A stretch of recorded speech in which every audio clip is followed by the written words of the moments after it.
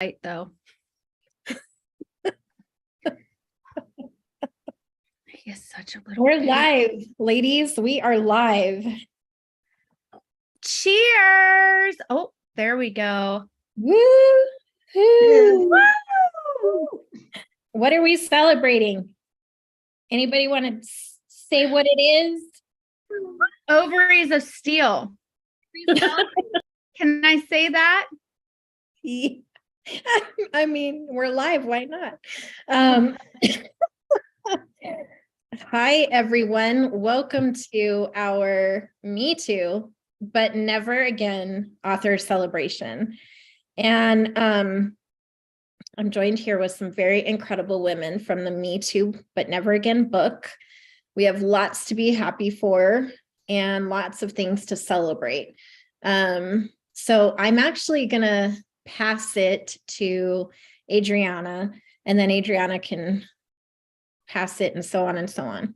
We can all talk about what exactly it is we're celebrating today and why we're so happy. Yes, so welcome everybody. If you're watching us right now, I just want to say a special thank you to you because you took the time to meet us on time, so to speak. And it means a lot for us to be able to know that you're on the other side listening, tuning in, supporting, and uplifting everyone else. So first of all, thank you so much. If you're watching the replay, again, I appreciate you so much because you took extra time to come back and remember to watch it. So thank you, everyone. We're so excited because this book means everything for so many different reasons. The title itself gives away a lot of what the premise of the book is going to be about, or what it is about.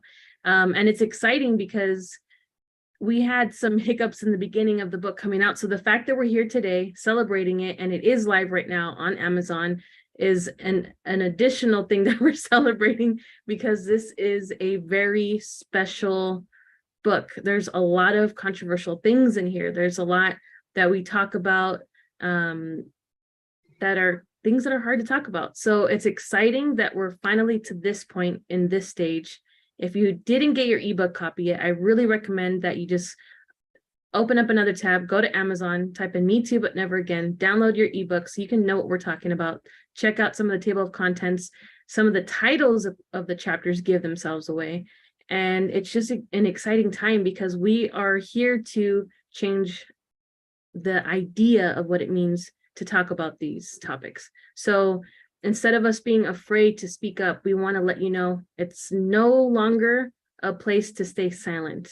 It is time for you to believe in yourself, trust in your family, that you, whether it's your close family or your chosen family, which sometimes, you know, are even more there for you than your the family you're born into, because they're the family you choose. And that's okay. It's not a bad thing, I promise you. We're here to celebrate the fact that we are able to overcome the situations that we've each gone through, to celebrate each other, because it was a hard task to write these chapters, to trust one another that we were going to support each other and not judge whatever it was that we were going to share within these chapters. So there's so much. I want to pass it along so that way we can each get a chance to talk about what we're grateful for today. But I am truly grateful to be in this community of 10 individuals who took that strength to a whole extra level and putting themselves out there. So congratulations, ladies. You did more than you realize. So I will pass it over to Divya. Thank you, Adriana. You always do such a wonderful intro for us, honestly. Thank you so much. I'm just super grateful to be here with you ladies. I've said before, it's really nice to have a tribe who are all working on their own healing, right? And to put out the same message as well, right? Like that we're there to support other women and other people that have experienced some form of trauma, and how to kind of help and guide and get them through to their next stage, I guess. So grateful to be here and a part of this group. Who wants to go next? Rachel. Go on then, I'll go next. Hi everybody, it's so good to be here. And why am I grateful? Because it's just grateful to meet all of you, to be virtually supporting each other, and to no longer feel the victim and to stand in our own power, to be able to say, yes, it happened to me, so that other people don't feel alone, because I had to carry it all on my own. I wasn't believed. So by standing here and saying, yes, it happened to me, you don't have to feel alone either. And that's the powerful thing. And then it's about taking the steps to heal it, because you don't need to feel the victim, because it bled into me. All my thoughts and actions were because of my low self-esteem. Yeah. So yes, it's about working yourself through that and then being on the other side. And now I help other people to clear significant traumas as well. So that's the real 360-degree thing. So that's why I'm grateful I've had that reference point, so that I can help others. And that's amazing, isn't it? So here's to all of us, ladies. We are powerful women. Cheers. This is pink gin and lemonade. Cheers. Jamie, I guess, is the next. Oh, I am so fired up to be a part of this movement. We are literally manifesting the change that we want to see in this world for the future.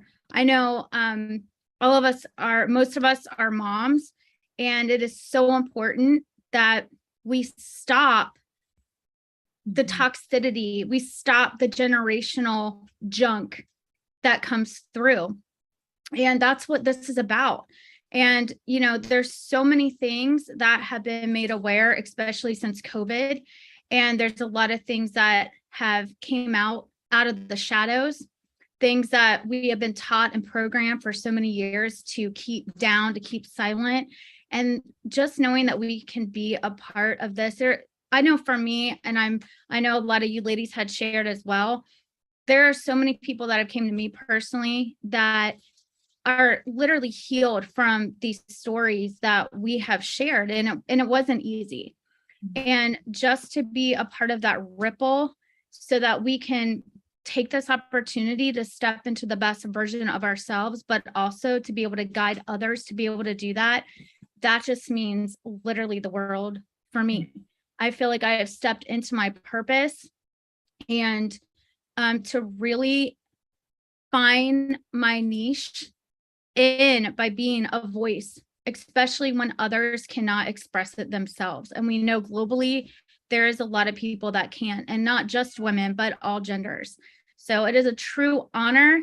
I celebrate all of you warriors. Raise a glass, and I love you all. Oh, and I'm going to pass it to Isabel.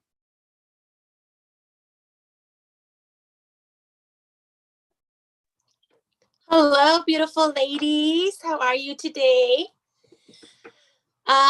So I don't know where we're at in this conversation, but my guess is why are we here? Why are we celebrating today? So, we talked a little bit about this the other day, and I forgot to mention, one of the reasons that I'm out here celebrating today is also because breaking that generational curse, so in my family, like, I know, like, women after woman after woman went through this. My mom went through this, my grandma went through this, her mom went through this. Like, it's like over and over and over again, and we get to break that. I get to be a part of this movement with all of you beautiful ladies who stand up here bravely, telling your stories to make this movement, and we get to break that curse, that generational curse for our children.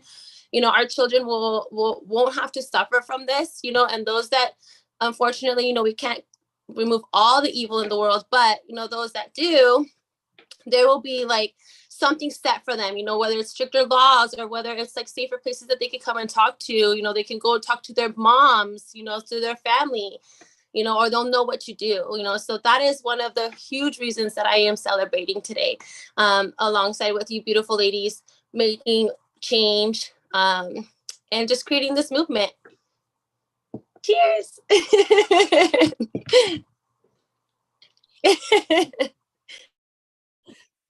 And then Francis, you want to go next? Hi, sorry I'm late. Yeah, it's just so great to be celebrating this with all of you, and even those who can't join us today. But I think it's just fantastic that, we've all got the courage to really speak up and really say something, that this is still happening out there in the world, regardless of where we are or where we come from or how old we are and everything. But I think it's just great that we're able to achieve this and really celebrate it. And yeah, we'll aim for a New York bestseller. Woo! Yeah, so thank you guys, ladies, for that. So yeah. And has Divya had her turn? I don't know. No, Well, I didn't go, but yes. I guess. I would say for me, I'm celebrating that I was able to get through the book, as in being able to be transparent. It brought up a lot of really hard issues that I had to face again. It brought on a lot of triggers, and to be able to sit and share this moment is almost surreal, because when you expose yourself in your deepest, darkest parts that you don't want people to know, and I talk about that in the book, about the shame and the blame and all the confusion and just feeling like this marked person, this marked woman, from such a young age. It was a part of the process of healing. Even though I did have to go through the messy stuff again and face some things that re-triggered a lot of trauma. And then we went through this phase where we kept getting told, we're going to block your book. We're going to block your book for so many different reasons. And I was like, wow, maybe it's not ready. Maybe it's not time. Like, I started to question everything. Like, is this the right time? Why is this happening? Why is there this push? And then all of a sudden, literally in the middle of the night, I get a message from my daughter saying, we're live. And I wanted to jump out of bed and like do the dance, and I couldn't because, I don't want to scare my husband. But I was like, I felt this again, a sense of relief, like, finally, and like, okay, so what does this mean now that we're live? Now that this book is out there, what does it mean? And then I went back to oh boy, it's live. People are going to know. And what are they going to say? What are they going to think? Like, I went through that whole phase. And then we did our Light the Torch. And for those who missed it, you should watch the replay. It was very powerful. We all cried, we all laughed, we all united, and we formed this, this movement, this shield to help not just each other, but others. Like, that's where I really feel like the doors opened and we said, hey, we see you, we hear you. So it's like so much to celebrate. I don't even know where to start. Then we became international and national bestsellers within 24 hours. And then I was like, oh, wow, that means people are seeing this stuff internationally. Woo. So I went into that mode. And then, then it's like, oh, we hit over 18 categories already. Whoa. I was in whoa and mode. And then finally, I realized I don't have to worry about judgment. I don't have to worry about any of that, because what I'm speaking is truth, and it's healing, and it allows women and shows women that they can be brave too. And maybe it doesn't require you to reach out. Maybe it requires you to reach in, to find the bravery to step up and say, no more. It stops here. It stops now. So I'm celebrating the platform that we created with 10 ordinary women who do extraordinary things, and that it's gone global in such a short time. It'll be a week tomorrow that the book is out, and I'm celebrating the united front that we have created, and that we are a no judgment zone. We are Me Too, but never again warriors, and nothing will ever change that. And our voices will never be silenced again. So that's my celebration. And each one of the ladies who decided to trust in what we were trying to do and stick with the mess to get the message out. So cheers. And you want to go, Maddie? We're talking about what we're here to celebrate today, what it means for us. Yeah, for sure. I mean, I'm sure whatever I say will just be repetition at this point, but in my heart of hearts, I'm celebrating the fact that we have collectively written a book on how trauma doesn't have to stop us. Trauma doesn't define us. And perpetrators, we owe nothing to them. And it's just one of those beautiful things that we get to celebrate. Like, it's whenever you find laughter at a funeral. It's it's supposed to be a cold, sad, dark moment, but then you find the literal silver lining and you can't help but feel so much joy. And personally, for me, that's what 2022 has been, has been a lot of just dark moments. But the moments I remember are the moments of laughter and joy, because there have been so many moments when we have hopped on our author Zoom calls before the book launch, when the book did launch, where we are literally just looking at each other like, okay, we're about to do this. And I'm sure we all felt like the heebie-jeebies and like the goosebumps all over our bodies and our stomachs turning and all that fun stuff that comes with doing something like this. But at the same time, although those are, negative feelings, if you want to sort it like that, we're laughing with each other. We're finding joy with each other.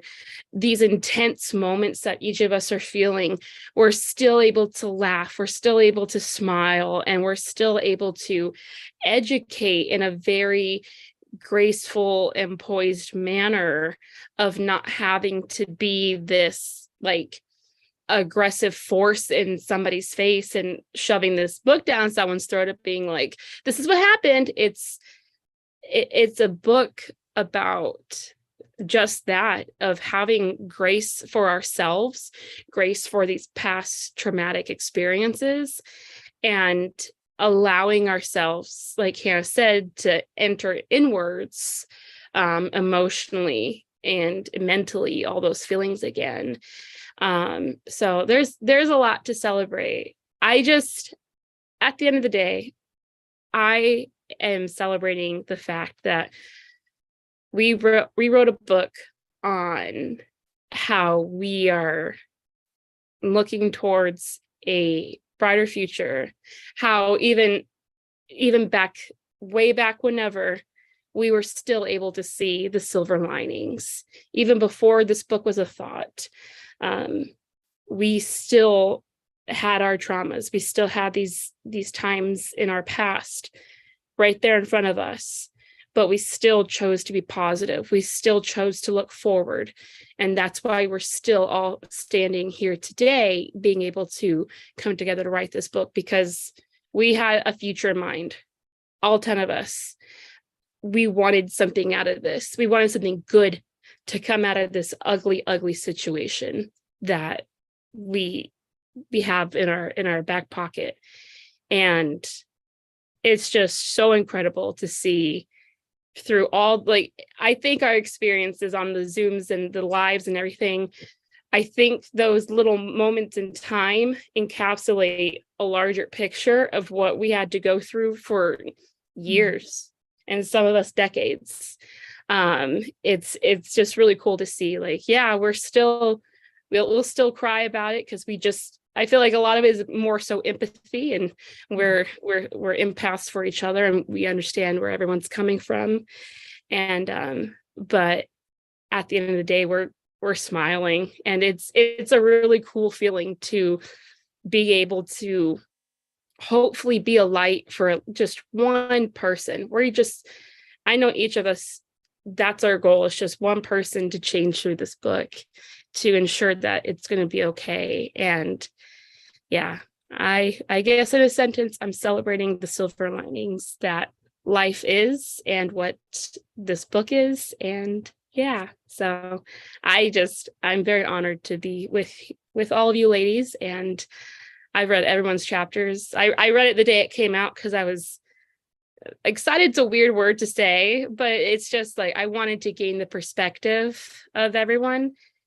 And real quick, it is just so indescribable of how these are 10 completely different stories.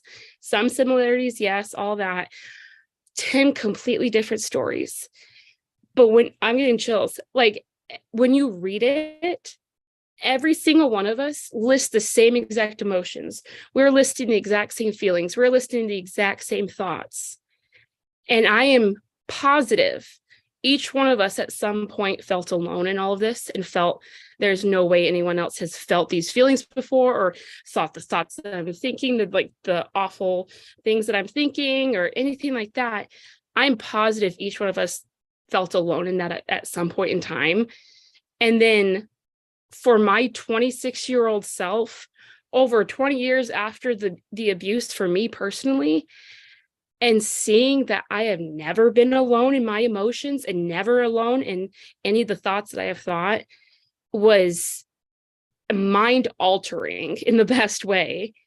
It just confirmed that everything that I went through and everything that I felt afterwards was valid in feeling that way. And I would like to tell my past self that, but I also think she's too stubborn to believe me. So it's just so cool to be receptive to that. And so I just feel like anyone that has gone through anything like the 10 of us have been through, you absolutely will find not just value in the book, but you will find confirmation for your own feelings, your thoughts, and your own walk of life. You will find this confirmation and affirmation that there is silver lining no matter where you go, no matter the trials you've been through. Just very thankful for you ladies. And I'm so privileged to be able to share my story alongside incredible people. So yeah.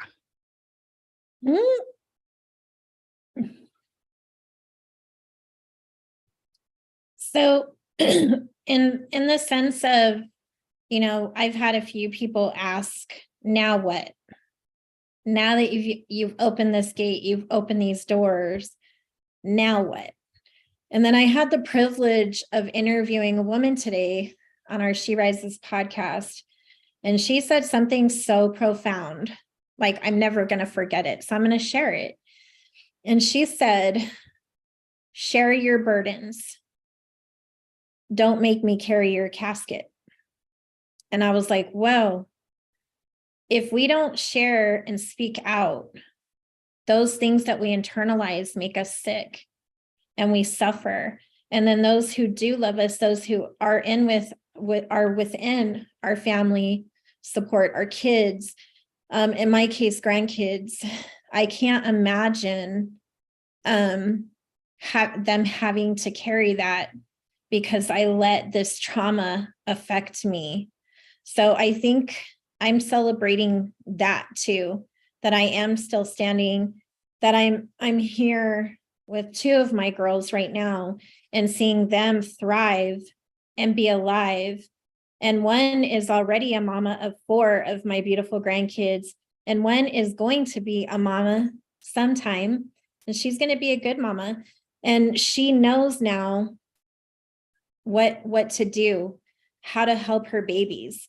My other daughter already knows. And so I stopped asking why me, why us.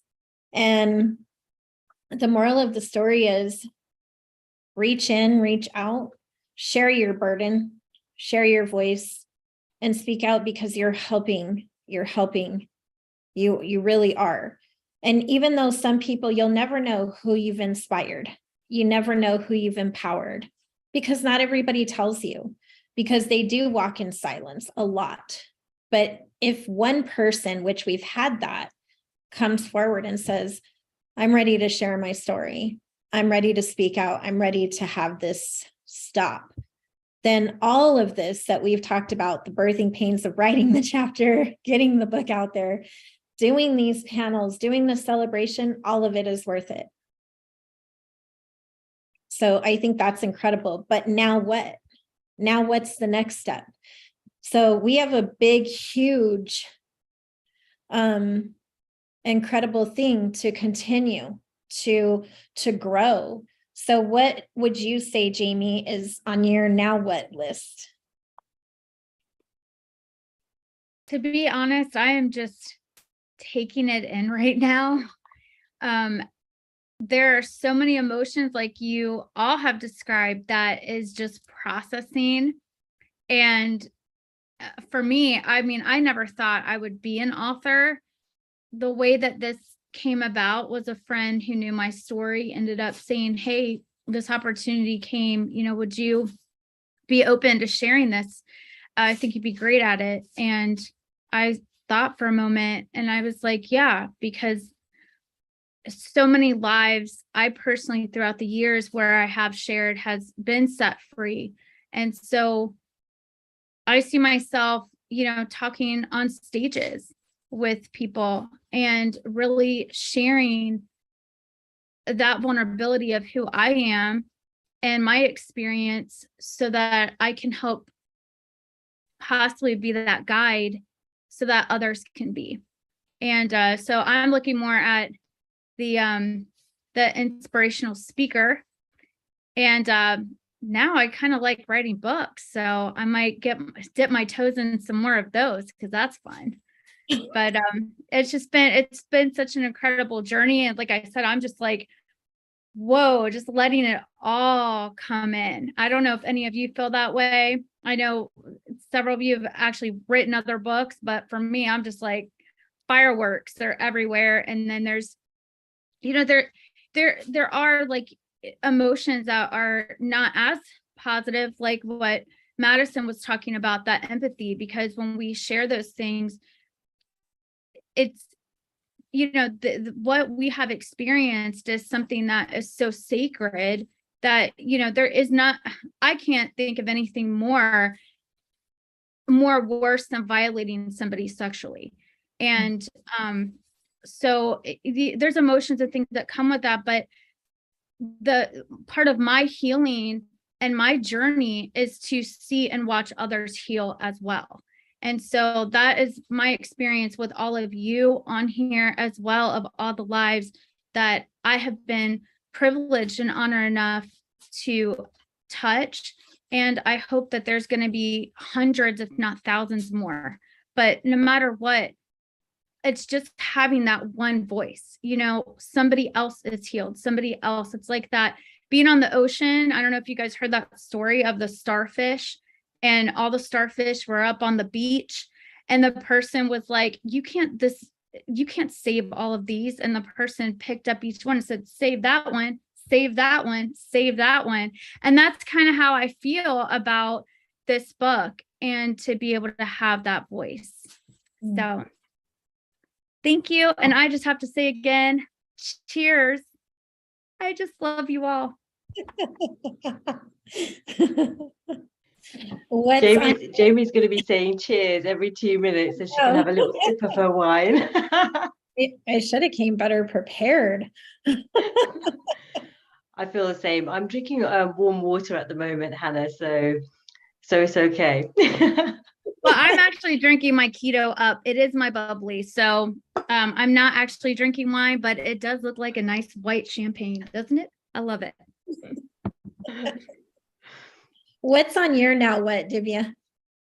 I think for me, the key is always is working with, you know, parents and working with professional women. That's something I'm super passionate about, just because I've been in a quite male-dominated environment for such a long time. I've been heavily in my masculine energy. And I think to bring ourselves to balance, to heal our childhood traumas and our social conditioning, we talked about, you know, generational trauma earlier as well, that you were talking about, Isabel. For me, it's really focusing in on working with more women, with more parents, so that we can start dropping some of these cycles that we continue to carry on into future generations. Just because I see it, I see how it played out with me. I see what I'm still working on in terms of my healing journey, and I see how I want to stop that for the young ones, right? I just want to change the whole thing, how we're raised, how we're raising them, to get them to start thinking differently, to get them to start loving themselves, which is a thing that I think I struggled with a lot.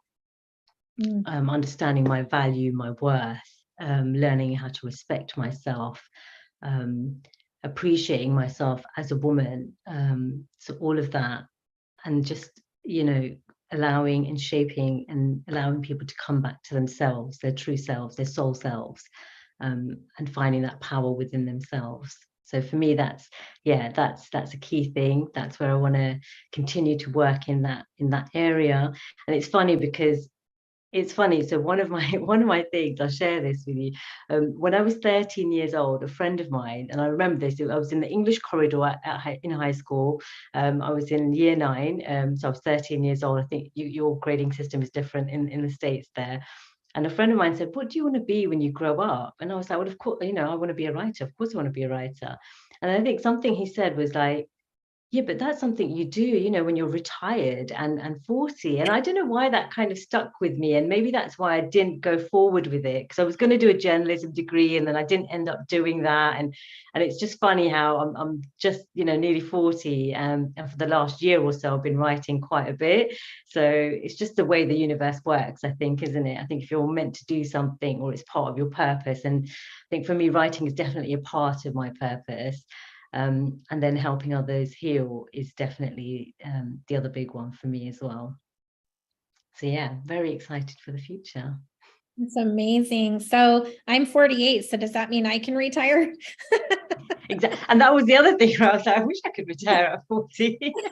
But when you're 13, 40 seems so far away, right? I love that though. What's on your now what, Francis? Oh, that's so awesome, Divya. So I guess for me, well, I'm 32 today. So, and it's, it's a great job to celebrate with you ladies. So thank you. Yeah. So, and I think, it's been a very long journey, especially, healing. And I think this book has really helped with that, because I've just started kind of like seeing somebody. So it was a little bit, I said, I don't know how you're going to take it, because I've experienced previously in the past, people are just like, "Oh, it's too much. Like I can't deal with it." I said, "Okay, that's cool." And so I think that had a reflection on how I felt about myself. But I think being a part of this book has really helped. And so I'm just aiming to really just encourage other women who have, I guess, experienced the same thing, and to really get them to push forward and actually say something about it. Especially culturally, it's still not really a thing, but I think it's really important, especially now. A lot of the kids, they're all on technology and everything like that, so they're going to see something. So I think it's really important to do that. And of course, look forward to meeting all you ladies in person one day. So and that's pretty much all I've got so far. Yeah. Well, happy birthday to you. Like you get a double celebration. Yeah. Oh, what I would do if I was 32 again. The things that make you go, What about you, Rachel? What's next on your now what? Happy birthday, Francis. What's on my list is talking more about healing and getting more on the platform, maybe on stage, sharing the message more and more. I've managed to get, I'm in the paper today on Mansfield News, and it's also going, that was an online publication, it's going to be in print as well. And other people, I'm hoping that other people, magazines and publications will find that, and it's just going to snowball. So every time that comes in, I'll tag you all as well. So that's really exciting. I can see myself on stage talking more about healing, about our book, and about a previous book that I wrote called The Power of Reinvention. So I kind of wrote that one before this one, but it's funny how it ties in together, because it's about healing it and then stepping into your power, because we are, all of us, are these beautiful diamonds of potential. And yet the trauma makes us feel like onions, right? That the onion layers and layers of trauma. And we talk about self-love, but how can you love yourself when you feel like an onion wrapped in trauma? Peel that back and you're this, and that sparkling diamond of potential. And when you know that, you can't go back to that onion. You just keep expanding like the universe. It is amazing. So that is my message. And yeah, just keep raising the awareness, keep talking about healing trauma. And trauma doesn't have to be abuse like we've gone through. It can be a teacher telling you you're stupid at school. It can be all kinds of stuff. It can be it's anything that makes you feel bad about yourself. But this is obviously really significant. And standing here and saying, yes, it happened to me and all of us, gives us that platform to know that we know what we're talking about. And so I am really passionate about it. And yes, just sort of stand on stage and talk more. I'm writing a book as well. So maybe I need to have a conversation with you later. But it's called Decoding the Body's Messages. And I know, right? And because all the ding ding dings went off right now, I'm like, ooh, that sounds good already. It's exciting, because I was really skeptical when I started this. My story, if I can just share that, is that we were doing 14 years of going to the hospital and doing all the medication and stuff, because my daughter got an autoimmune disease. And like you were saying, the universe has this way of putting the right thing in the right place at the right time, because I didn't know what I wanted to do when I grew up. So I was 47 at the time, and I'm 53 now, by the way. And my daughter was going through this autoimmune disease. She'd had it for 14 years. She was diagnosed when she was a year old, and we were doing all the medication. She come off the medication for 8 weeks, and she had a flare up. Now the universe had given me this thing because I was going to do counselling, because I was going through my second marriage breakdown, because I was in emotionally abusive relationships because of the abuse that I'd gone through, right? But I hadn't realised it was a pattern until the second marriage. That was the wake-up call. So my kids had decided to go and live with their dad. And I felt really broken and unfixable, because if I wasn't a mum, I didn't know who I was. I got no identity. So one of my friends, who happens to be a spiritual medium, popped back into my life and said, I always thought being a psychotherapist would be good for you. I was like, what do you do with that? You know. So I thought counselling would be a really good thing for me to do. So I was going to do that. Only I never did that course. I signed up for it, but the first year was hypnotherapy, and I really wasn't interested in that. So the universe had to give me this sort of curveball in order to make me focus on it. But as I was training in this method, I found another more powerful hypnotherapy method. So I trained in that simultaneously. And then that was June 2018, I qualified. I was just going to file the certificate because I didn't know what else to do with it. But Emily, my daughter, had come off the drugs for 8 weeks. And that was October 2018 when she got a flare up again. And they said she's got to go back on the drugs again. And this time it might be more powerful drugs. And we both looked at each other in the doctor's room and just started crying with each other. Can't do that again. Just can't do that. I can't watch you throw up every weekend. I'd rather stick that needle in my eye than watch you do that. And we just felt so lost and broken at that moment. But then one of the friends I trained with said, why don't you give her a session? So I was like, oh, I don't know, because the method I've trained in says 1 to 3 sessions you can usually get rid of the issue you want to get rid of. That feels like a really big deal, right? So she said, well, you can do 50 sessions, She is your daughter. I was like, oh yeah, 50 seems more doable than 3. So we decided to have a session, and it's just her relaxed with her eyes closed. And we found her root cause, which was that she needed pain to be like everybody. So I was like, oh, this is exciting, we're working. Hold on though, but I'm not in pain. Who's your everybody?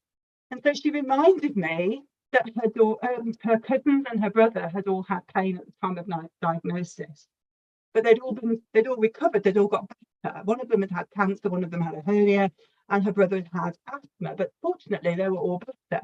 But even if they weren't, she could see that her pain wasn't helping. She's such an empath. She just had to be like everybody else.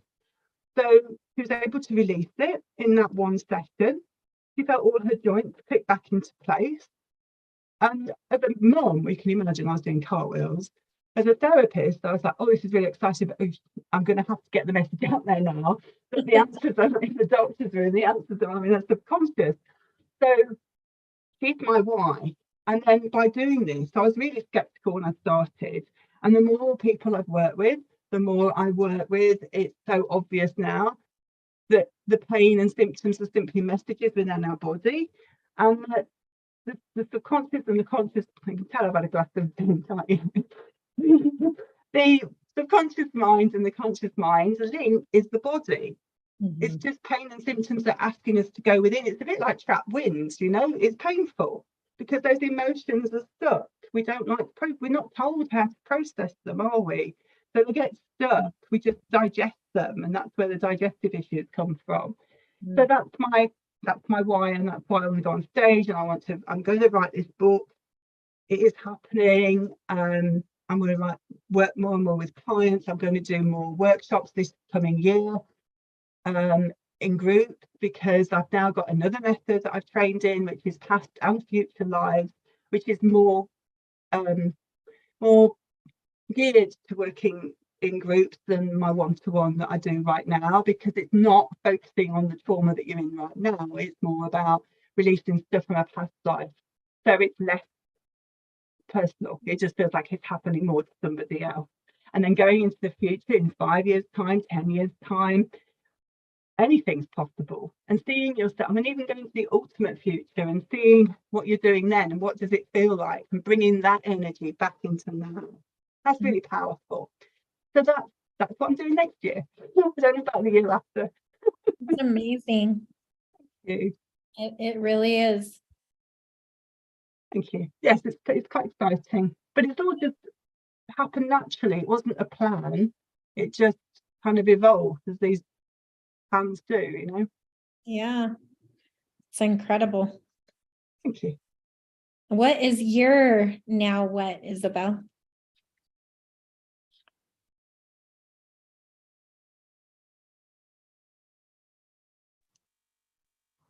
Sorry. I'm trying to figure this technology out without my kids. So so the question should really be, what is it I don't want to do, or what am I not going to do? Because I've got a long list of what now. This has opened up a whole, like, this door of opportunity for me. Same as Jamie, like I always talked about my story needing to be told, and, you know, maybe writing a book, but like when I would say it, like it's like you meant it, but you didn't mean it. You know what I mean? Like you don't really believe in yourself. Not really. Like, you know, yes, but no. Mm. So the fact that I'm sitting here and that I did write my story for the world to see it, to read it. And then not just that, but we're bestsellers in 4 different countries. Like, that's like fireworks. Like Jamie said, yes, fireworks. You know, like I'm still like trying to process it all. Like, pinch me, because is this really all happening? Is this really true? Did I really share my story? Is like, and it is, and it's amazing, you know.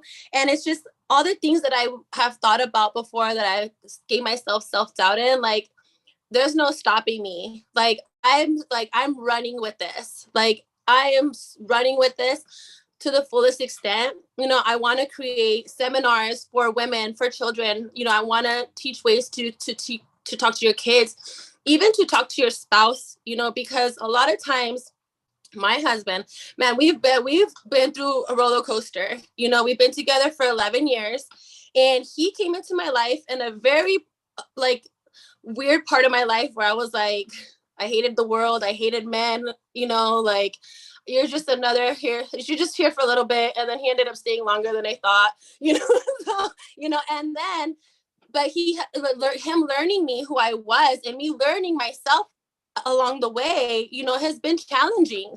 There's a lot of triggers that he couldn't understand until I finally learned how to open up and speak to him and tell him what's happening, what I've been through, which was hard for me because, I didn't really want him to know, think differently of me. I wanted to forget that part of my life. And I didn't realize how important it was that I needed to share that. You have to share that with your significant other. And a lot of times he didn't know. He was just like, okay. Men are so like, okay. Like they don't really know how to handle it, so you're crying and they're like, there, it's okay. And you're like, no, like I need therapy. I need something else than there, like, and he's learned a lot along our journey of being married together. He never imagined to be with somebody that had so many issues in a way you could say, but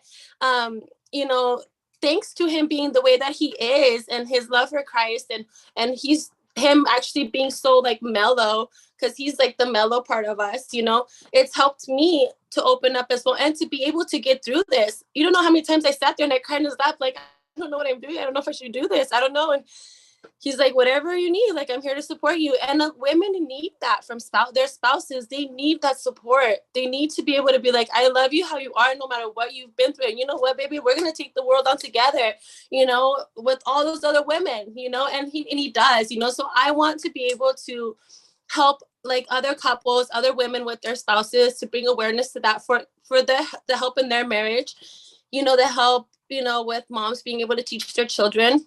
I want to create runs. I want to create so much awareness in the world. I like to do the 5K run. So that's something that I've been talking to a few people here in Las Vegas and creating a run and creating awareness, calling it the Me Too But Never Again run. I think that's going to be super awesome. There's so many things. There's so many things on my list, and I can go on and on and on and on about all the things I want to do. But this has definitely opened a door for me. It's opened a lot of opportunity. I want to continue to write. My chapter is very, very vague. It's very vague. Like, it's so long, but it's not, and I want to be able to share the rest because there's so much more that people can learn. There's so much more to that awareness that isn't there. I want to be able to not be an onion anymore. I want to shine bright like a diamond to the world, and I want everybody else to shine with me. So there's a lot there. But definitely that's just my plan is I don't want to stop. I'm unstoppable right now. Like, there's just so much there. The New Year's coming and I've got so many things planned for each month. I want to do some kind of event for each month, bring women together and just bring a lot of awareness for this. And then hopefully, maybe we can make change in the laws. I think that's so needed. If they were able to do it for Vanessa Guillen and for all of these things, that we can do it too. We don't have to be famous to get this done. Like I believe that we can do it. I can do it. I'm going to do it. I'm going to do something and it's going to come in the next year sometime. But I'm very, very, very, very passionate about it. And I'm very moved by all of your stories. I've learned so much from your guys' chapters. And it's brought me so much healing. And that's one of the other things is I'm going to continue to heal and I'm going to continue to grow. And that's there's only up from here. Nobody's going to see me down anymore. I'm not going to, maybe I will cry about this still sometimes, I think that's okay, but not as much, it's not going to control my life. And that is, it's just going to be beautiful next year. That's for sure. I'm excited. Well, I think number one, I hope your dad was watching this. Number two, I hope Steven. Oh, hi, Dad. And when you talk about, shining bright like a diamond, it's a song I sing to your sister every day before she goes. And it got caught on our She Rises team meeting today. And she's like, oh my God, Mom. And I'm like, I won't stop singing it until you go to school. She's like, bye, I love you. But this book and this movement really do help these little girls like Sophia in teaching them to know, what's right and what's wrong, where you should and shouldn't be touched and what to do if someone tries. So it's like what you're saying is also incredible. And For those that don't know Isabel, she likes bubble runs and 5Ks. I do. Let's just put that out there. So maybe it'll be a combo. Nothing more. My know what, and I'm going to make it really quick because I want to hear from Adriana and Madison. I know for sure that I'm going to walk to our city hall with my two girls that are on this panel, and we're going to go file for proclamations. And we're going to get Me Too, but Never Again days in the city of Las Vegas, the city of Henderson, and the Clark County. And not only are we going to do that, but I've already reached out to legislative friends of mine and said, we need to build a panel of people who enforce stricter laws, enforce stricter punishments, and actually go into the courtrooms and listen to why is there leniency, and let's correct those. And then I want to take it to our governor. And we have a new governor going into effect, and he was in law enforcement. So I really feel that this movement has to start with where we are in our own communities, in our own homes, helping create community centers, or at least a space where young men and women can go and learn and understand boundaries. What does it mean? How to have those conversations with these younger children, so that we can stop the generational curses, and so that these people who most of the time is someone we know knows that we're onto them, that we're not going to allow it. So that's on my what's next. And I started on that a couple of days ago. So I'm very excited to see where it leads. And I think the more hands on deck we have state by state will help. And then we go country by country, region by region, and so on and so on. So that's where I'm going with this baby. So with that said, what is on your now what? Or what's next, Madison? So yeah, my what's next, I would love to keep an open mind. I'm open to anything that our good Lord wants to throw my way in that regard. And right now, what I am mostly focusing on, pretty much the main reason why I reached out in the first place to be interviewed for this book, is to be a role model, another female role model for my niece and for other little girls out there right now. My niece is my entire world. Like she's my buddy. And I just want to be able to be someone that she can look up to, that she can say that she stood her ground. She stood up for herself. She stood up for what's right. And she did it with grace, and she did it with her honor and to herself even. And I want to be that for her and for other little girls within my community. I serve with the children a lot at church, and I just would love to be a resource for parents, for other women my age and older, and however old, just be a resource in regards to sexual trauma. Like I said, I have a one and done, well, not one and done, but I have a kind of more minimized story of just one person kind of within a one instance thing. But the trauma still is there.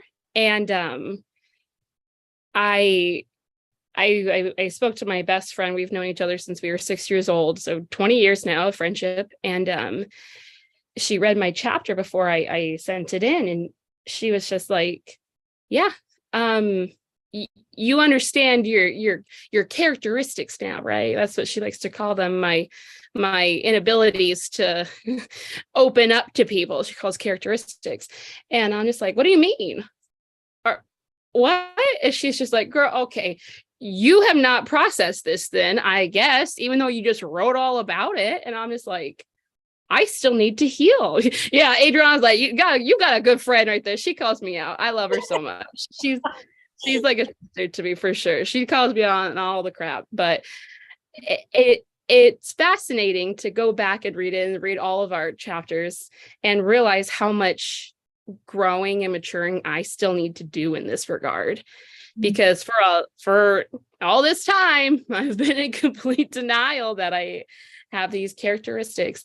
And it's just very fascinating. And I just want to dedicate the next couple years before I hit 30 to really work on myself internally.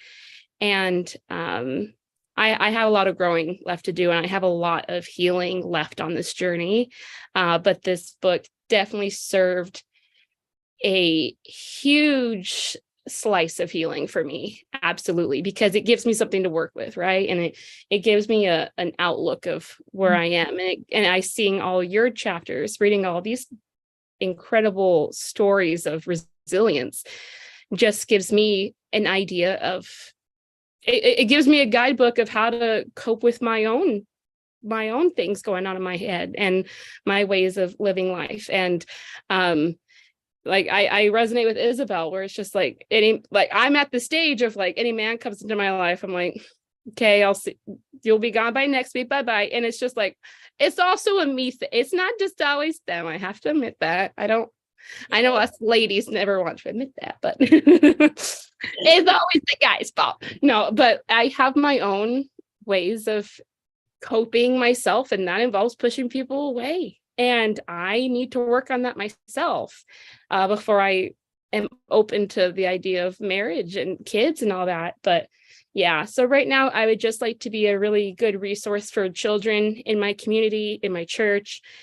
and be a woman my niece is going to be proud of whenever she gets older, because she's 6 right now, 5 or 6 right now. And when she gets older, I want her to be able to, be really proud of her auntie, and be excited that she can also grow up to speak her truth. And I just want to be there for other kids and other people that have gone through this and want to learn, and to see the silver lining, and to, make each day better than the last, and do some growing myself. Yeah.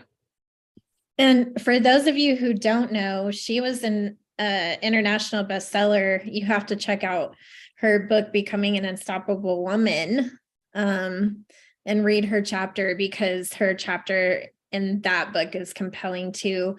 She is so young, but so wise.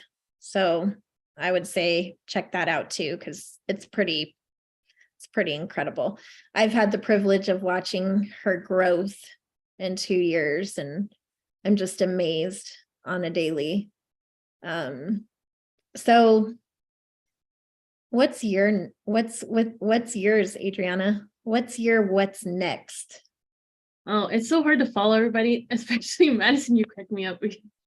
I just have a quick question before we jump to mine. The friend that you're speaking of, is this the one we got to meet on tour? Yeah, she's the one that came up for the weekend, and that's how real she is. She's a real one. She goes, listen, you're gonna have a book tour in Vegas. I'll be your assistant. I'll be there for you. We're gonna get this done. This is a hard thing for you to write about, and I want to be there. And it's like, are you an angel? And then she doesn't do like sweetness. She doesn't do like compliments and stuff. She's like, shut up. Like, I'm here because I want to party. It's Vegas, baby. But she's like also just like a softie to her core. But yes, that is the same one that was in Vegas during our tour. I love the photos, by the way, of the two of you. Awesome. Well, yeah, I think it's kind of cool because all of us get to, and I wish Rebecca and Nicole were here, because I kind of, just based on their previous discussions, we kind of know what they would be talking about. Nicole would say servicing families and children, right? Yep. And talking about it, letting people know that you are loved and all that. And then we have Rebecca, who's all about healing, trusting in the healing process, and learning and how, to that it starts within, and having faith. So knowing all of that, plus everyone here, we got to talk about, I feel like it makes a whole piece, you know, like we're all pieces within a puzzle. So it's hard to top anything like that. And it's not that we're trying to top, but it's about completing it, right? I truly feel that what's next is what I've already kind of been doing, in the sense of continuously being that person that, just so anyone knows, I'm very comfortable with answering questions about this topic. And I have for a very long time, because I've known since I was a little kid that the more you talk about something, the more healing can happen. And if you talk about it, you know, the less you talk about it, the more it's going to control all the aspects of your life, and how it feeds into that and takes over and consumes you. So I just want to continue to be that person that individuals can like, hey, can I ask you a question real quick? I'm like, yeah, of course. And they know to expect my truth, what it was for me, that I will never judge. I will never say, this is what you should have done, this is what you could have done. It's never about that. It's about, what was my experience? What do I feel you can do with certain things, right? And just continuing to be a voice, continuing to be a consistent voice is, in my opinion, going to be key. So continue writing books, continue speaking about these topics, keep showing up on these lives, popping into other individuals. Like hopefully we get to do more author connects where we go on each other's platforms, getting to do some featured articles and other podcasts, and just making this a norm that it's okay to talk about it. And then just to go back quickly to the individuals, because it's probably not one person, but multiple people, of where they say, why now? Why are we speaking up now? And it's such a simple answer. Like, I don't even know why you would ask that. But for those who did ask, because if not now, then when? It's the same thing of why individuals who end up going to school later in life, right? You're 50 years old and I want to go to school. It's a scary thought, right? You get chills because you're like, I'm going to compete against all these youngsters and I shouldn't be there, imposter syndrome. But when you work up the courage to make a decision, no matter what it is, there's a sense of inspiration, and you're helping other people. You're being that beacon of inspiration. When you decide to start that business after being in a business for 30 years, knowing that you can contribute something more, why would you not, is the real question. It's never too late. That's the point. And it's when you're ready, and your time, you'll know when that is. So that's the wrong question. It's, if not now, then when. I just want to say congratulations again to everybody. If you didn't get the book, go to amazon.com, Me Too But Never Again, type it in. It's 99 cents. There's so many things in there that you're going to be able to understand people on a different level. You're going to be able to connect to people on a different level. And overall, thank you so much, ladies, for this awesome author celebration party. It was awesome. And you're all warriors. Congratulations. And I cannot wait to see everyone on the next one. Bye, everybody. Thank you so